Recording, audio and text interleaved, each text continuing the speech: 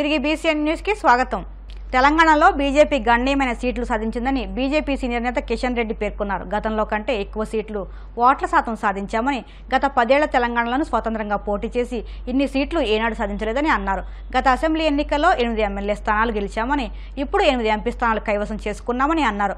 మోదీ పట్ల ప్రజల్లో ఉన్న ఆదరణకు ఇది నిదర్శనమని అన్నారు. తెలంగాణలో బీజేపీ సరైన రాజకీయ ప్రత్యామ్నాయంగా ఎగుతుందని, ప్రజల ఆదరణే ఇందుకు నిదర్శనమని అన్నారు. 2019 ఎన్నికల్లో 36,26,173 ఓట్లు సాధిస్తే ఇప్పుడు 76,47,424 ఓట్లు తమ ఖాతాలో వేసుకున్నామని ఆనందం వ్యక్తం చేశారు. ఈ 5 ఏళ్లలో బీజేపీకి 40 లక్షల ఓట్లు పెరిగాయని అన్నారు.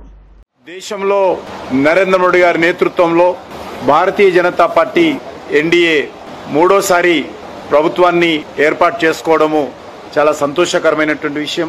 ఈ యొక్క పార్లమెంట్ ఎన్నికల్లో భారతీయ జనతా పార్టీ తెలంగాణ రాష్ట్రంలో మంచి ఫలితాలు సాధించడము, తెలంగాణ రాష్ట్రంలోనే కాకుండా దేశవ్యాప్తంగా అందరూ సంతోషాన్ని, సంతృప్తిని వ్యక్తం చేస్తా ఉన్నారు.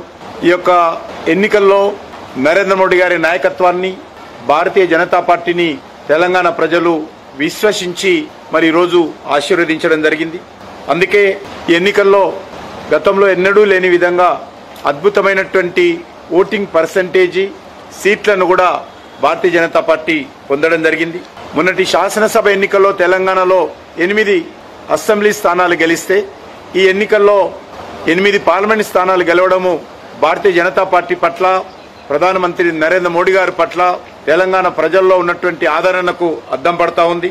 ఈ ఎన్నికల్లో భారతీయ జనతా పార్టీ పైన విశ్వాసం ఉంచి బీజేపీని అత్యధికమైనటువంటి స్థానాలలో గెలిపించడం జరిగింది.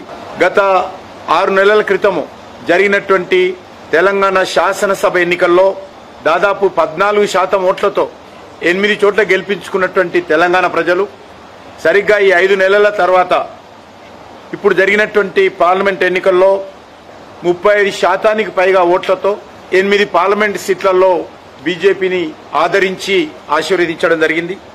తెలంగాణలో రానున్న రోజుల్లో ఒక బలమైనటువంటి రాజకీయ ప్రత్యామ్నాయంగా భారతీయ జనతా పార్టీ ఎదగాలని ఈరోజు తెలంగాణ ప్రజలు కోరుతున్న విషయాన్ని ఎన్నికల్లో స్పష్టం చేయడం జరిగింది. ప్రజలు కాంగ్రెస్తో పోల్చి చూస్తే కాంగ్రెస్ ఓటింగ్ పర్సంటేజీ 1% పెరిగింది.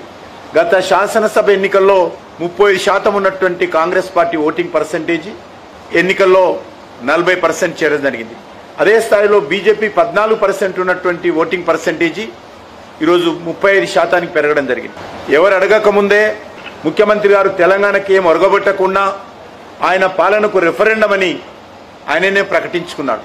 కేవలం రిఫరెండం అని ప్రకటించుకొని 1% మాత్రమే ఓటింగ్ పర్సంటేజ్ ఆయన పెంచుకున్నాడు. ఈ ఎన్నికల్లో భారతీయ జనతా పార్టీ 35.08% ఓట్లతో 76,47,424 ఓట్లు బీజేపీకి ప్రజలు ఓటేయడం జరిగింది. 5 ఏళ్లలో అత్యధికమైనటువంటి శాతము భారతీయ జనతా పార్టీకి 2019తో పోల్చి చూసినప్పుడు కూడా ఓటింగ్ పర్సంటేజీ, సీట్ల పర్సంటేజీ పెరగడం జరిగింది. ఇదే సమయంలో 10 సంవత్సరాల పాటు తెలంగాణ సెంటిమెంటుతో అధికారంలోకి వచ్చి పరిపాలించినటువంటి భారత రాష్ట్ర సమితి ఈరోజు తెలంగాణలో ఉనికిని కోల్పోయే పరిస్థితి వచ్చింది. 17 సీట్లలో బీఆర్ఎస్ 3వ స్థానంలో వచ్చింది. 8 సీట్లలో పైగా డిపాజిట్ కోల్పోయింది. గత శాసనసభ ఎన్నికల్లో ఎక్కడైతే కాంగ్రెస్ పార్టీ గెలిచినటువంటి అసెంబ్లీ స్థానాలలో కూడా ఓటింగ్ పర్సంటేజీ కాంగ్రెస్కి తగ్గింది. కాంగ్రెస్కి వేసినటువంటి ఓట్లు గత శాసనసభ ఎన్నికల్లో, మరి ఈ ఎన్నికల్లో అనేక స్థానాల్లో భారతీయ జనతా పార్టీకి అసెంబ్లీలలో తీసినట్లయితే బీజేపీకి బలం పెరిగింది. కాంగ్రెస్ను మరొక దిక్కు బీఆర్ఎస్ను కాదని భారతీయ జనతా పార్టీ పట్ల విశ్వాసం చూపడము, భారతీయ జనతా పార్టీని ఆదరించడము, భారతీయ జనతా పార్టీకి అండగా నిలబడము ఈరోజు తెలంగాణలో ప్రారంభమైందని చెప్పి మాట్లాడుతూ ఉన్నాయి. ఎన్నికలు భారతీయ జనతా పార్టీ బలపడడానికి తెలంగాణలో ఒక ఆరంభం మాత్రమే. తెలంగాణలో భవిష్యత్తు భారతీయ జనతా పార్టీదే అనేటువంటి విశ్వాసం ఈరోజు అన్ని వర్గాల ప్రజల్లో, విద్యావంతులు, మేధావులు, కవులు, కళాకారులు కూడా వ్యక్తం చేస్తా ఉన్నారు. వారి అంచనాలకు అనుగుణంగానే గత 10 సంవత్సరాలలో నరేంద్ర మోడీ గారి నేతృత్వంలో సుమారు 10 లక్షల కోట్ల రూపాయల అనేక రకాల అభివృద్ధి కార్యక్రమాలు కానీ సంక్షేమ కార్యక్రమాలు కానీ తెలంగాణ రాష్ట్రంలో కేంద్ర ప్రభుత్వం ఖర్చు చేయడం జరిగింది. ఆ రకంగా తెలంగాణలో నరేంద్ర మోడీ గారి ప్రభుత్వము చేపట్టినటువంటి అనేక రకాల అభివృద్ధి కార్యక్రమాలు కానీ దానికి సంబంధించినటువంటి ఫలితం స్పష్టంగా కనిపిస్తా ఉంది. ఏమైనా లోపాలుంటే వాటిని సరిదిద్దుకొని ప్రజల మాపై ఉంచినటువంటి విశ్వాసాన్ని కాపాడుకుంటూ రానున్న రోజుల్లో తెలంగాణలో భారతీయ జనతా పార్టీ ఒక అధికారంలోకి వచ్చేటువంటి ఒక శక్తిశాలి పార్టీగా సమిష్టిగా అందరం కలిసికట్టుగా కృషి చేయాలని చెప్పి నిర్ణయం తీసుకుంటున్నాం. ఎంసెట్లో ర్యాంకులు సాధించిన ఆర్య వయసు విద్యార్థులను హైదరాబాద్ లక్టికాపూర్ సమీపంలోని వాసవి సేవా కేంద్రంలో ఈ నెల 30వ తేదీన సత్కరించినట్లు Bhimavaram walkers international chief coordinator Bonda Sriram తెలిపారు. ఈ మేరకు ఆయన మాట్లాడుతూ ఆవోపావ్ బ్యాంక్ మెన్ చాప్టర్ అధ్యక్షులు program coordinator PV Ramanaiah K Ramanandam ఆధ్వర్యంలో ఈ కార్యక్రమం జరుగుతుందని పేర్కొన్నారు.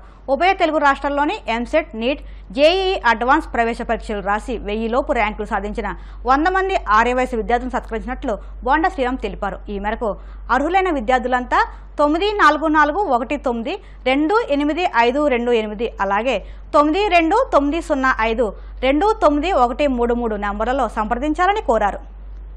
ఢిల్లీలోని ఏఐసిసి అధ్యక్షులు మల్లికార్జున్ ఖర్గే నివాసంలో ఐఎన్టీఐ కూటమి సమావేశం జరిగింది. ఖర్గే నివాసానికి కాంగ్రెస్ అగ్రనేతలు సోనియా, రాహుల్, ప్రియాంక గాంధీ హాజరయ్యారు. అంతేకాకుండా కూటమి పార్టీల నేతలు తమిళనాడు సీఎం స్టాలిన్, జార్ఖండ్ సీఎం సోరెన్, కల్పనా సోరెన్, మాజీ సీఎం అఖిలేష్, తేజస్వి యాదవ్, సిపిఐ నేత రాజా, సిపిఎం నేత సీతారాం ఏచూరి తదితరులు హాజరయ్యారు. హైదరాబాద్లోని భారీ వర్షానికి జనజీవనం స్తంభించిపోయింది. నగరంలోని పలు ప్రాంతాల్లో ఈదురుగాలులతో భారీ వర్షం కురిసింది. రోడ్లపై నీరు నిలవడంతో వాహనదారులు ఇబ్బందులు పడుతున్నారు. గచ్చిబౌలిలో భారీగా ట్రాఫిక్ నిలిచిపోయింది. వర్షపు నీరు భారీగా రోడ్ల మీదకు వచ్చి చేరడంతో వాహనదారులు వాహనాలు నెమ్మదిగా నడపాలని పోలీసులు సూచించారు. ఎన్నికల ఫలితాలు తమ నిరాశపరిచాయని జడ్పీ చైర్మన్ మజ్జి శ్రీనివాసరావు వెల్లడించారు. విజయనగరంలో ఆయన మీడియాతో మాట్లాడుతూ ప్రజలిచ్చిన తీర్పును శిరసా వహిస్తున్నామని అన్నారు. ఈ సందర్భంగా గెలిచిన కూటమి అభ్యర్థులకు శుభాకాంక్షలు తెలియజేశారు. ప్రజల మనోభావాలకు అనుగుణంగా గెలిచిన అభ్యర్థులు నడుచుకుంటారని భావిస్తున్నామని అన్నారు.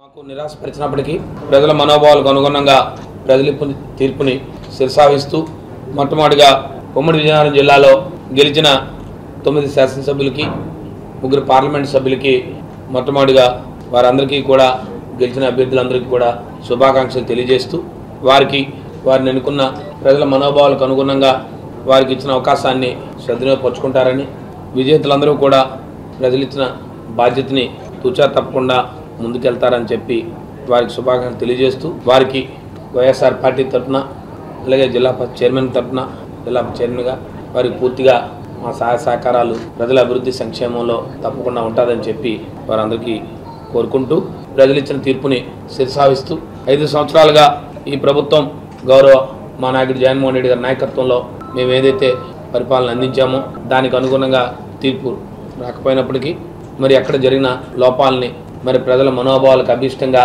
మా పనితీరుని ఉన్నదనేది మరి తీర్పులో తేటతెల్లమైంది. మరి రాజకీయాల్లో గెలుపోవటంలో ఎన్నికల్లో సహజం.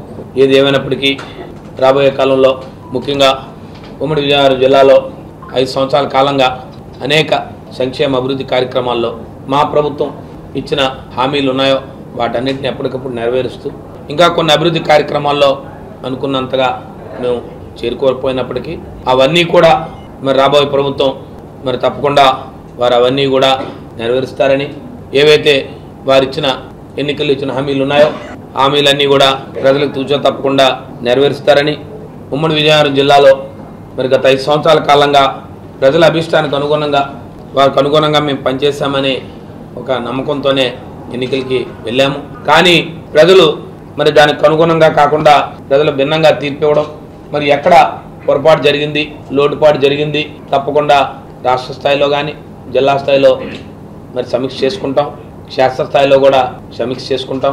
ప్రజల్లో ఇక్కడ లోటుపాట్లు జరిగాయి, మరి తప్పకుండా దాన్ని మనందరం కూడా సమీక్ష చేసుకొని ప్రతి కార్యకర్త నాయకుడు కూడా గ్రామ స్థాయి నుంచి కూడా ప్రతి ఒక్కరూ కూడా మీ అందరూ కూడా నిరుత్సాహపడకుండా రాబోయే కాలంలో జగన్మోహన్ రెడ్డి గారి నాయకత్వంలో మనందరం కూడా ముందుకు పోదాం. కొన్ని అంశాల మీద ఏదైనా అభిప్రాయాలు ఉంటే ఉండొచ్చేమో కానీ దాని మీద ఒక చెడ్డ ప్రచారం అనేది మరి కొన్ని మీడియాలు మాకు వ్యతిరేకంగా ఉన్న మీడియా సంస్థలు కానీ ల్యాండ్ టైటిలింగ్ యాక్ట్ వచ్చేటప్పటికే దాని మీద ఎన్నికలు కరెక్ట్గా ఒక నెల రోజుల ముందే రావడం, దాన్ని పూర్తిగా అవగాహన తెచ్చుకోలేకపోవడం, అది గవర్నమెంట్ ఆఫ్ ఇండియా నీతి ఆయోగ్ నుంచి వచ్చిన గైడ్లైన్స్ రావడం, త్వరితగతంగా దాని మీద జరిగిపోవడం, మరి దాని మీద ఎక్కువగా ఓ పక్క నుంచి పత్రికలు, టీవీ ఛానళ్ళు ప్రజల్లో ఒక రకమైన వ్యతిరేక ఇచ్చడం.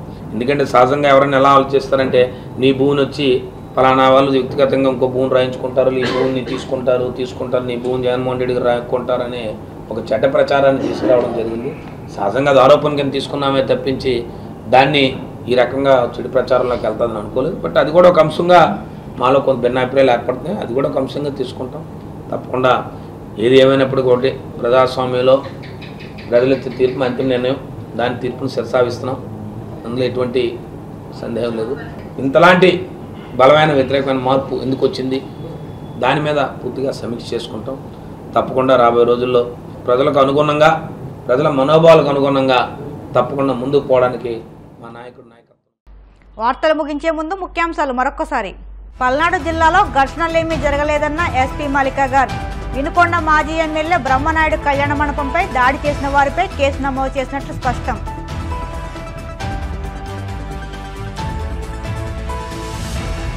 కంటోన్మెంట్ సికింద్రాబాద్ క్లబ్ వద్ద కారు ప్రమాదం, అదుపు తప్పి 3 పల్టీలు కొట్టిన కారు.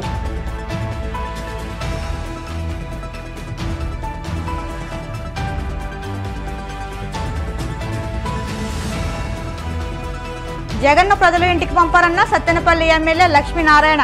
మహిళలు ఓపికతో క్యూలో ఉండి ఓట్లు వేశారని స్పష్టం.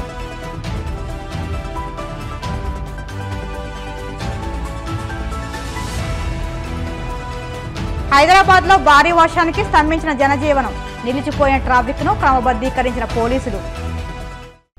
ఇవి ఇప్పటి వరకు ఉన్న వార్తా విశేషాలు. మరిన్ని వార్తా విశేషాలతో మళ్ళీ కలుసుకుందాం. అంతవరకు సెలవు. నమస్కారం.